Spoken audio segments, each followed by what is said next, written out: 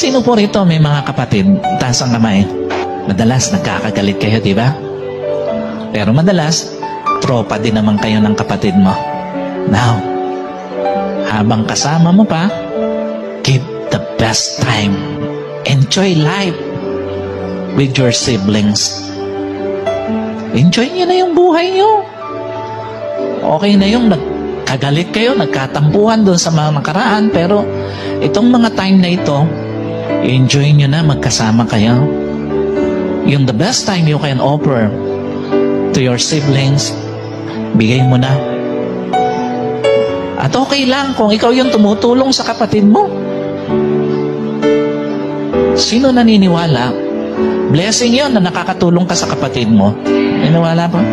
Huwag mong tingnan, nakakabigatan yun, no? Give the best life you can offer to your siblings.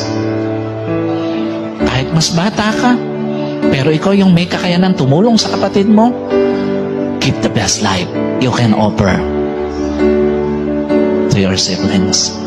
Most of all, give the best time you can offer to your family. Give the best life you can offer to your family. Because family is everything.